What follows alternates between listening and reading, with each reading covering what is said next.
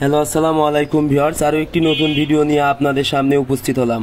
আজকের ভিডিওতে মূলত আমি আলোচনা করব আপনারা যারা খামারে মুরগি পালন করেন, বিশেষ করে লাল মুরগি, ডিম দেওয়া এবং একটি পূর্ণবয়স্ক মুরগি, এই অতিরিক্ত গরমে আপনারা কোন কোন বিষয়গুলো লক্ষ্য রাখবেন।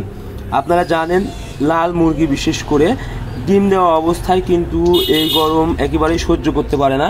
অনেক সময় দেখা যায় অতিরিক্ত গরমে কিন্তু লাল মুরগি অনেকগুলো একসাথে কিন্তু স্ট্রোক করে মারা যায়। সেক্ষেত্রে কিন্তু আপনারা আর্থিকভাবে অনেকটাই ক্ষতিগ্রস্ত হয়ে যাবেন।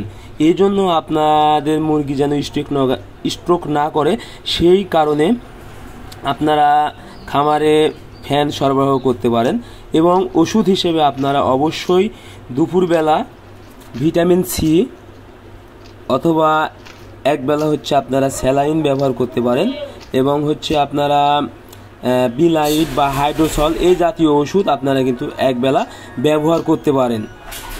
কারণ এই গরমে আপনাদেরকে অবশ্যই মুরগিকে ঠান্ডা রাখতে হবে, তাছাড়া যে কোনো মুহূর্তে কিন্তু মুরগি স্ট্রোক করে মারা যাবে বা পায়খানা কিন্তু খারাপ হয়ে যাবে, এতেও কিন্তু মুরগির ক্ষতিগ্রস্ত হয়।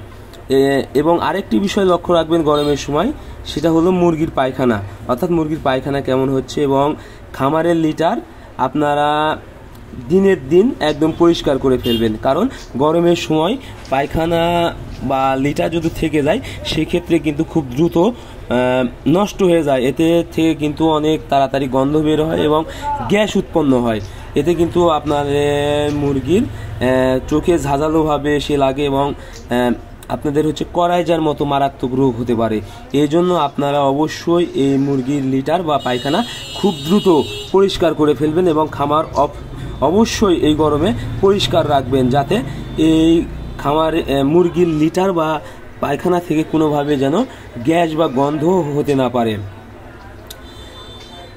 এবং আপনারা অবশ্যই ভিটামিন সি এবং গরমের যে মুরগির যে ঠান্ডা জাতীয় ওষুধ আছে এই ওষুধগুলো আপনারা অবশ্যই ব্যবহার করবেন। আর লিটার অবশ্যই নিয়মিত পরিষ্কার করবেন এবং মুরগিকে জীবাণুনাশক দ্বারা স্প্রে করবেন, কারণ এখন গরমের সময় অনেক মারাত্মক রোগ হচ্ছে।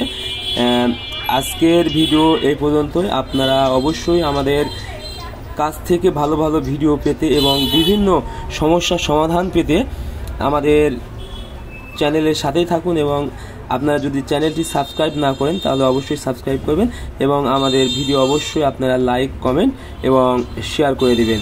ধন্যবাদ সবাইকে। আল্লাহ হাফেজ। আজকের ভিডিও এই পর্যন্তই।